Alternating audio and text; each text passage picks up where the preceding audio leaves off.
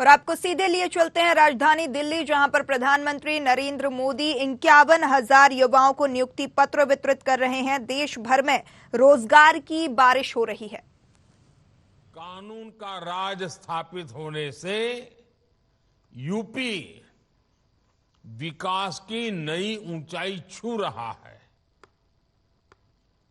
कभी गुंडों माफिया की दहशत में रहने वाले उत्तर प्रदेश में आज भयमुक्त समाज की स्थापना हो रही है। कानून व्यवस्था का ऐसा शासन लोगों में विश्वास पैदा करता है और जब अपराध कम हुआ है तो यूपी में निवेश भी बढ़ रहा है, इन्वेस्टमेंट आ रहा है।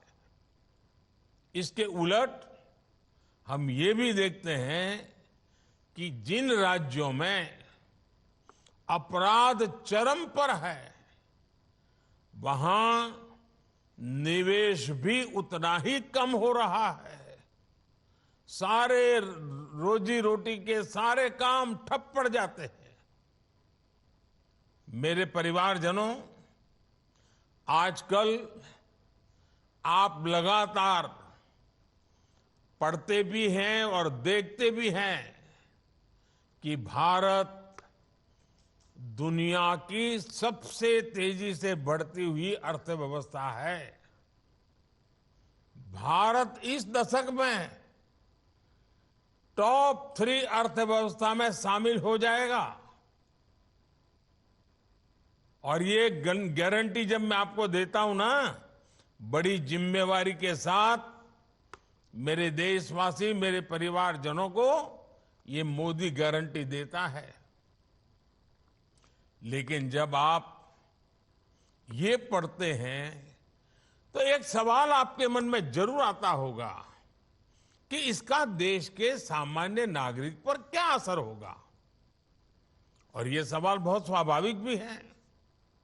साथियों, किसी भी अर्थव्यवस्था को आगे बढ़ने के लिए ये जरूरी है कि देश के हर सेक्टर का विकास हो। फूड सेक्टर से लेकर के फार्मा तक, स्पेस से लेकर के स्टार्टअप तक, जब हर सेक्टर आगे बढ़ेगा तो अर्थव्यवस्था भी आगे बढ़ेगी। आप फार्मा इंडस्ट्री का उदाहरण ले लीजिए। महामारी के समय भारत के फार्मा इंडस्ट्री की बहुत सराहना की गई। आज ये इंडस्ट्री 4 लाख करोड़ रुपए से ज्यादा की है और कहा यह जा रहा है कि 2030 तक भारत की फार्मा इंडस्ट्री करीब 10 लाख करोड़ रुपए की हो जाएगी। अब ये फार्मा इंडस्ट्री आगे बढ़ेगी तो इसका क्या मतलब हुआ? इसका मतलब ये हुआ कि इस दशक में फार्मा इंडस्ट्री को आज की तुलना में कई गुना ज्यादा युवाओं की जरूरत पड़ेगी। रोजगार के अनेक नए अवसर आएंगे। साथियों, आज देश में ऑटोमोबाइल और ऑटो कंपोनेंट्स, इस इंडस्ट्री में भी बहुत तेजी से बढ़त देखने को मिल रही है। फिलहाल ये दोनों इंडस्ट्री 12 लाख करोड़ रुपए से ज्यादा की है। आने वाले वर्षों में इसके और बढ़ने की उम्मीद है। इस ग्रोथ को संभालने के लिए ऑटोमोबाइल इंडस्ट्री को भी बहुत सारे संख्या में नए युवकों की जरूरत होगी, नए लोगों की जरूरत पड़ेगी, रोजगार के अनगिनत अवसर बनेंगे।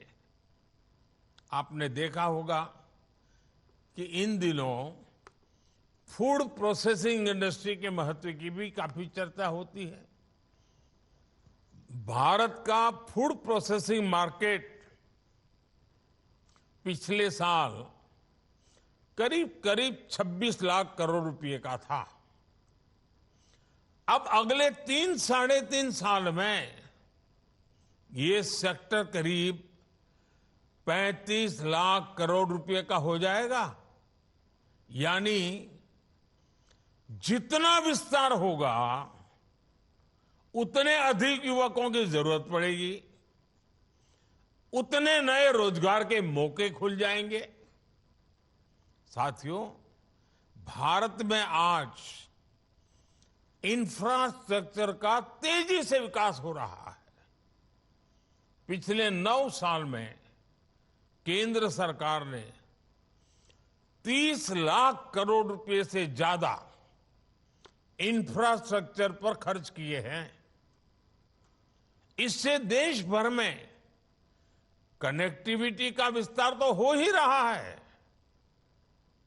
इसने पर्यटन और हॉस्पिटैलिटी सेक्टर में नई संभावनाओं को जन्म दिया है और नई संभावनाओं का सीधा मतलब है कि ज्यादा से ज्यादा रोजगार के मौके बनते जा रहे हैं।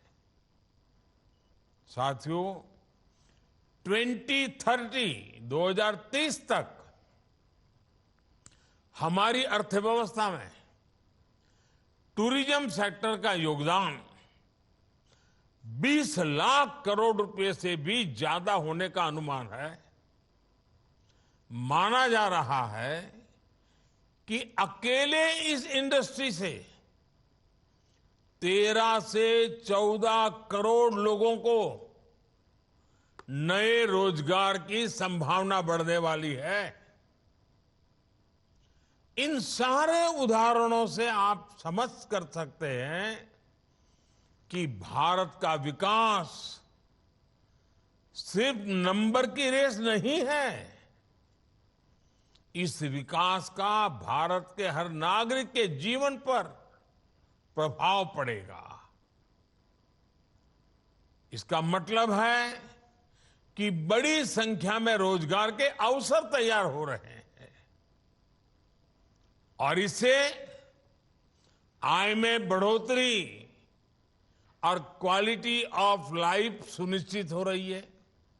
हम परिवार में भी देखते हैं ना, अगर हम किसान हैं, अच्छी फसल हुई, ज्यादा फसल हुई, अच्छे दाम मिले तो घर के अंदर कैसे रौनक आ जाती है। कपड़े नए आते हैं, बाहर जाने का मन करता है, नई चीजें खरीदने का मन करता है।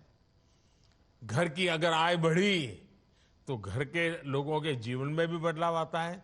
जैसे परिवार में है ना, देश में भी वैसा ही है। जैसे देश की आय बढ़ती है, देश की ताकत बढ़ती है, देश में संपत्ति बढ़ती है, तो देश के नागरिकों का जीवन संपन्न बनना शुरू हो जाता है। साथियों, पिछले 9 वर्षों के हमारे प्रयासों से परिवर्तन का एक और नया दौर दिखने लगा है। पिछले साल भारत ने रिकॉर्ड एक्सपोर्ट किया। ये संकेत है कि दुनिया भर के बाजारों में भारतीय सामानों की डिमांड लगातार बढ़ रही है। इसका मतलब है कि हमारा प्रोडक्शन भी बढ़ा है और प्रोडक्शन के लिए जो नए नौजवान लगे उसके कारण रोजगार भी बढ़ा है और स्वाभाविक है इसके कारण परिवार की आय भी बढ़ रही है। आज भारत दुनिया का दूसरा सबसे बड़ा मोबाइल फोन निर्माता देश है। देश में मोबाइल फोन की डिमांड भी लगातार बढ़ रही है। सरकार के प्रयासों ने मोबाइल मैन्युफैक्चरिंग को भी कई गुना बढ़ा दिया है।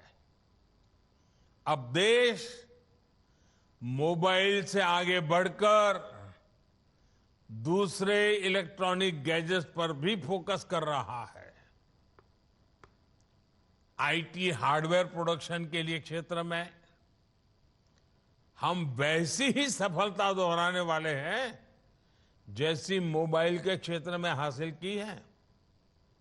वो दिन दूर नहीं होगा जब मोबाइल की तरह ही भारत में बने एक से बढ़कर एक लैपटॉप, टैबलेट और पर्सनल कंप्यूटर दुनिया में हमारी शान बढ़ाएंगे। वोकल फॉर लोकल के मंत्र पर चलते हुए भारत सरकार भी made in India laptop, computer जैसे अनेक प्रोडक्ट्स खरीदने पर जोर दे रही है। इससे मैन्युफैक्चरिंग भी बढ़ी है और युवाओं के लिए रोजगार के नए मौके भी बन रहे हैं।